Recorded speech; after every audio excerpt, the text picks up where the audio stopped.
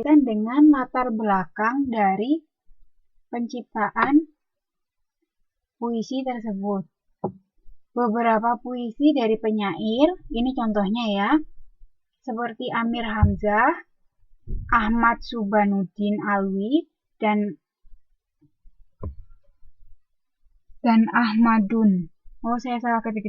Ahmadun Yosi Hervanda. Biasanya orang-orang ini dia akan menciptakan puisi yang bernilai tentang religi. Jadi mungkin masih ingat ya, semester lalu saya pernah menampilkan puisi di sini yang judulnya Malam Lailatul Qadar. Nah, itu contohnya puisi yang bernilai religi. Nah, kemudian ada juga W.S. Rendra dan Wiji Tukul yang biasanya mengusung puisi yang nilainya kurang lebih tentang politik. Kemudian Taufik Ismail biasanya dia memuat puisi yang lebih mengedepankan nilai moral. Nah, jadi nilai-nilai puisi itu bisa macam-macam, seperti sosial, budaya, atau mungkin alam, atau mungkin religi, politik, moral, dan sebagainya.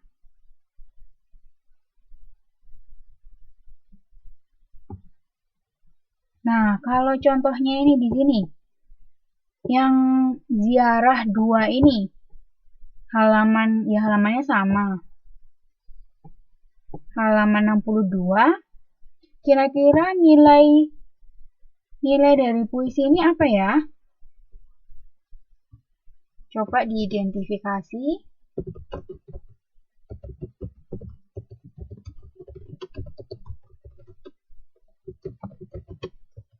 Puisi ziarah 2 di halaman 62-63.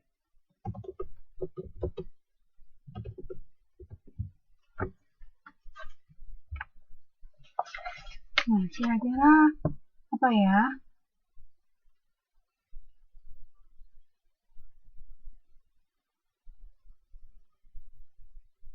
Apakah religi?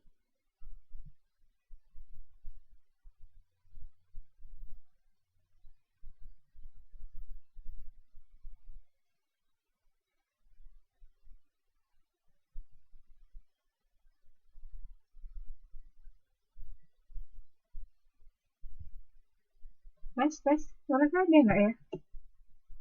Tes.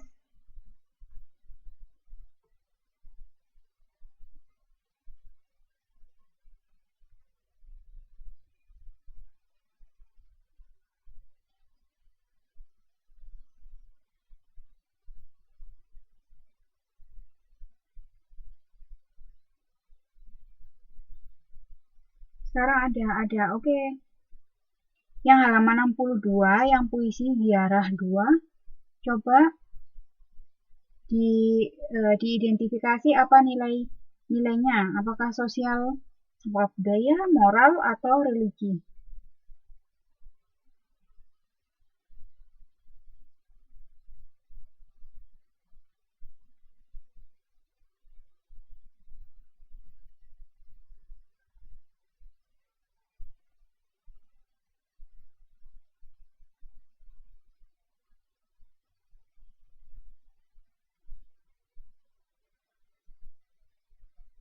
Moral, oke, ada yang jawab moral, ada yang punya jawaban lain?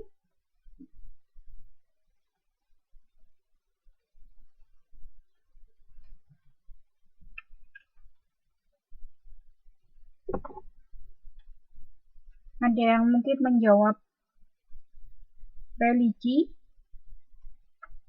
disertakan juga alasannya. Kenapa misalkan jawab religi?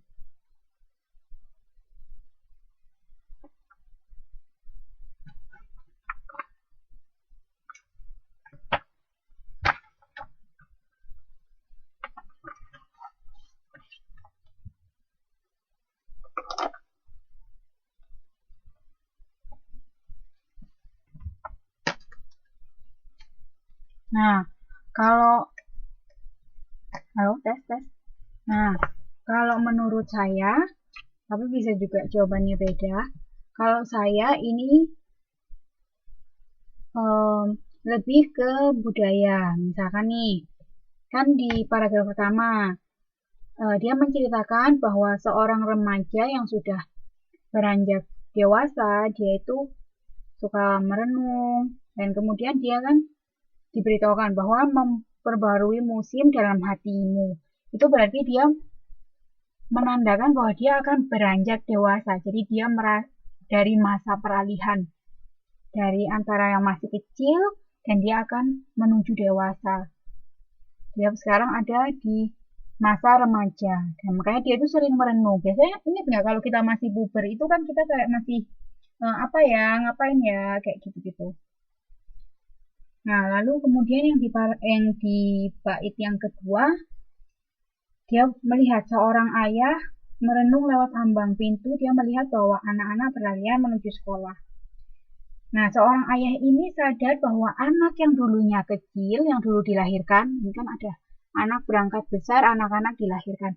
Dulu anak yang masih kecil, sekarang sudah tumbuh menjadi dewasa, sudah tumbuh belum dewasa sih, lebih sudah masuk ke usia sekolah, kemudian mereka sudah saatnya untuk dilepaskan menuju sekolah. Jadi itu seperti siklus kehidupan.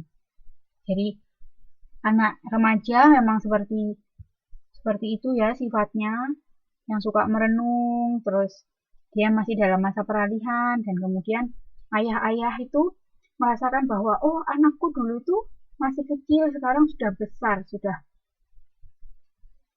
bisa berangkat sekolah. Dan ini dia juga melihat bahwa menyelipkan warna putih di rambutnya, di alisnya. Berarti maksudnya apa? Berarti ada uban di kepalanya si ayahnya ini. Berarti ayahnya beranjak tua. Nah, kalau menurut saya sih seperti itu. Jadi budaya dia memperlihatkan bahwa ya budaya orang yang kalau sudah tua, ya bapak-bapak itu harus melepaskan anaknya sekolah, terus nanti di rambutnya ada ubannya, seperti itu. Jadi itu sih contohnya bagaimana cara menilai sebuah puisi itu ada nilai-nilainya apa.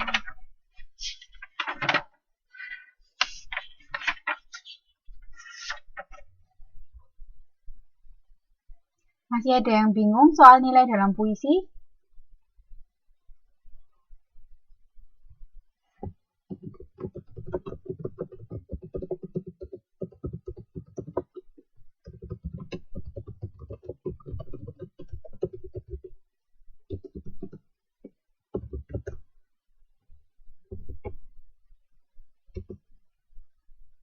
Jadi itu seperti garis besarnya puisi ini menceritakan apa.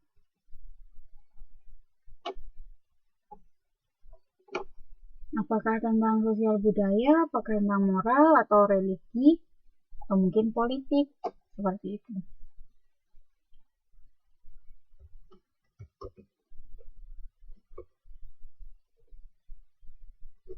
Kalau dari saya, materi hari ini sudah cukup sampai situ. Sekarang saya tanya lagi, apakah ada yang masih bingung tentang materi dari awal sampai akhir untuk malam ini?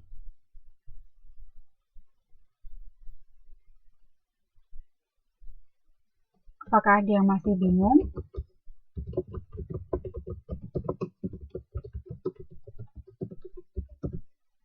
Terutama ini ya, yang paragraf.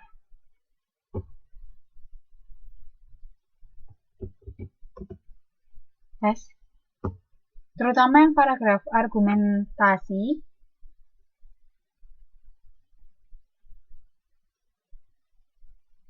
Apakah ada tadi yang masih bingung? Terus tugasnya itu juga. Jadi buatlah karangan argumentasi sepanjang 1 halaman atau sekitar 250 sampai 500 kata. Contohnya seperti tadi itu. Dikerjakan di Microsoft Word, kemudian dikirimkan ke email. deadline-nya 28 Februari, temanya terserah. Ini saya tulis di sini bisa. Jadi maksudnya saya tulis di sini ini bukan berarti harus ini ya, maksudnya bukan harus ini, hanya contoh.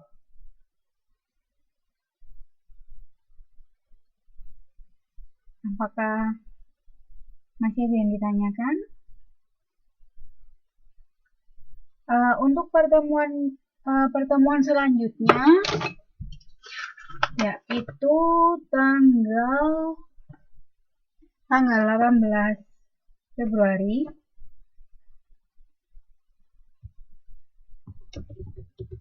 Pertemuan selanjutnya 18 Februari. Jamnya sama, jam 9 sampai 23.15.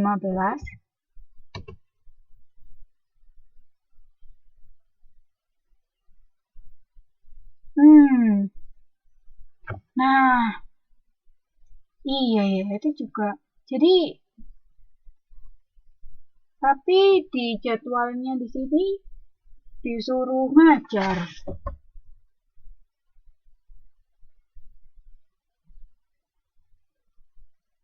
Kira-kira banyak yang nggak bisa datang ya? Maksudnya nggak bisa hadir di kelas online. Mungkin banyak yang nggak masuk ya. Kalau malam kira-kira baliknya jam berapa ya? Pasti malam sekali ya? Bisa tapi telat. Oke.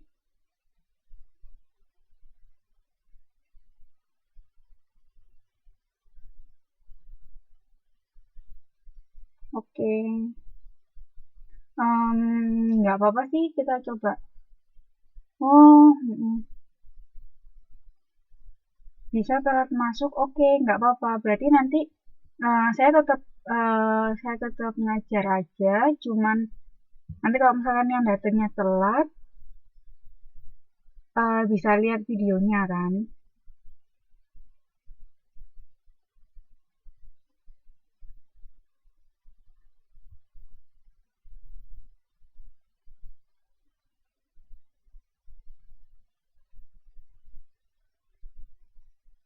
Ya, jam 9 sampai rumah, oke.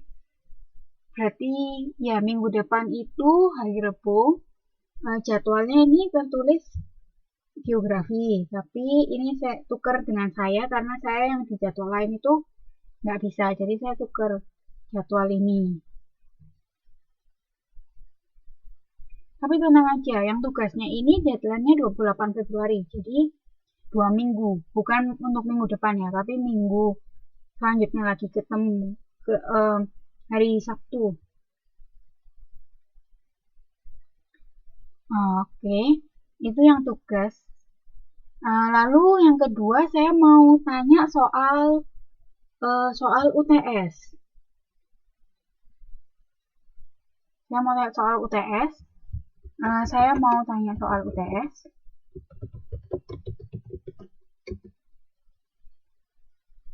Nah, ini soal UTS-nya apakah mau dibuat seperti semester lalu, jadi saya upload soalnya, lalu nanti saya kasih waktu, kalau kemarin itu sampai 2-3 minggu ya, 2 atau 3 minggu, lalu nanti dikumpulkan, atau mau yang langsung on the spot. Jadi misalkan UTS-nya itu tanggal 15 Maret misalkan. Jangan. Misalkan tanggal kapan saya ada ujian lagi.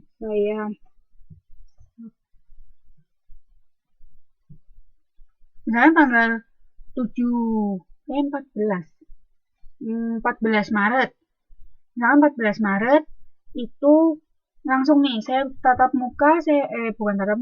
online ini, kelas online, saya buka kelas, kemudian soalnya saya pampang di layar, kemudian kalian ngerjain, terus nanti jam 11 dikumpulkan atau gimana?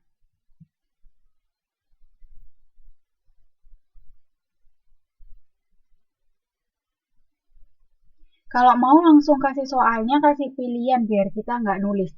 Cuman mau multiple choice. Kenapa nggak mau nulis bahasa Indonesia? Kan memang tugasnya memang menulis untuk mengasah otak.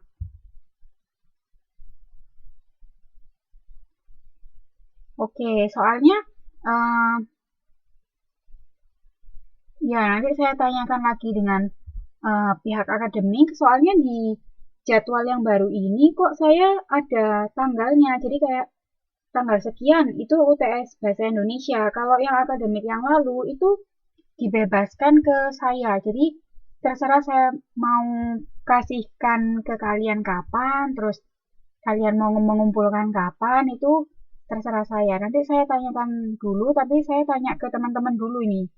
Jadi maunya kayak gimana? Mau yang kayak dulu atau yang langsung on the spot? Sebentar.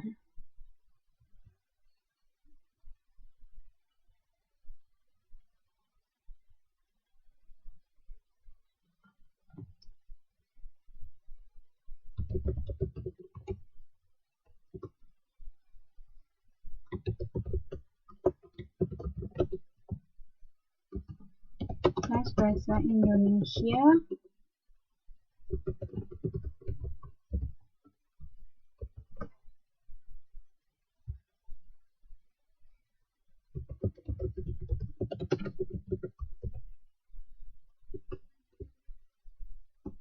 Kalau semester dulu itu saya sebutnya take home test. Take home test. Take home test. Jadi tesnya dibawa ke rumah. Take home test. Atau maunya yang on the spot. Sebentar, saya bikin ini ya.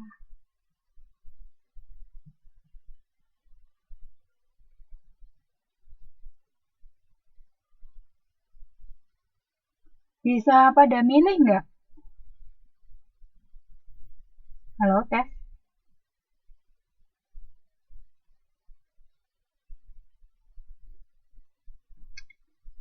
Bisa pada milih full nggak? Halo, tes, tes. Suara saya kedengaran nggak?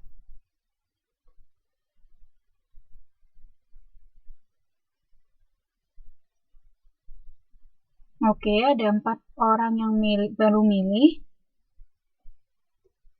5, oke. Oke, ditunggu. Ini ada 9 orang ya. Baru 5 orang. Oke, saya rasa cukup ya. Ini kan udah 5 orang. 5 dari 9 orang berarti udah lebih dari 50%. 5 orang memilih untuk take home test. Take home test itu berarti kayak kemarin ya. Berarti soal saya publish. Oke, thank you udah milih. Berarti soal saya publish, nanti saya kasih waktu kira-kira kayak kemarin ya, 2 minggu atau 3 minggu, lalu dikumpulkan ke saya. Berarti itu take home test ya. Berarti jenis UTS Bahasa Indonesia adalah take home test.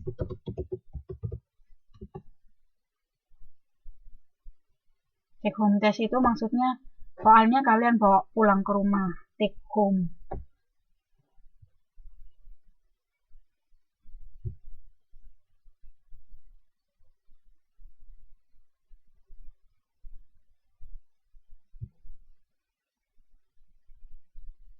Oke, kalau udah disepakatin berarti take home test.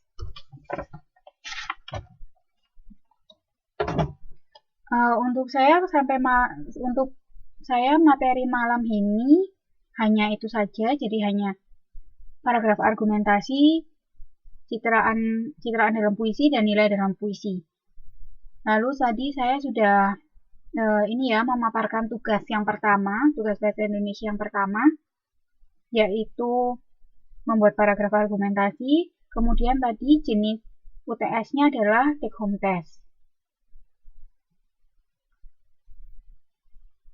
Kalau nggak ada masalah atau nggak ada pertanyaan lagi, saya akhiri sampai di sini. Masih ada yang ingin ditanyakan?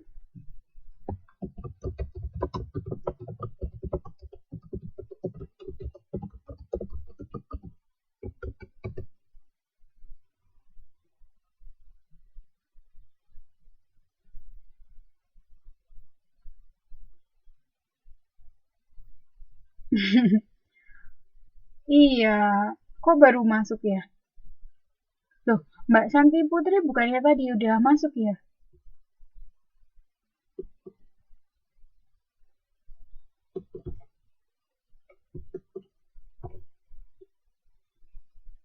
Oh iya, ada YouTube-nya ada.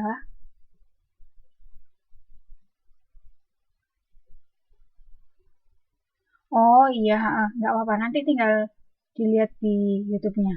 Jadi kalau nggak ada pertanyaan lagi, berarti kita udah sama-sama deal ya bahwa UTS-nya nanti take home test. Lalu tugas pertamanya yaitu paragraf argumentasi, deadline-nya 28 Februari. Kalau nggak ada pertanyaan, saya akhiri sampai di sini. Wassalamualaikum warahmatullahi wabarakatuh. Terima kasih.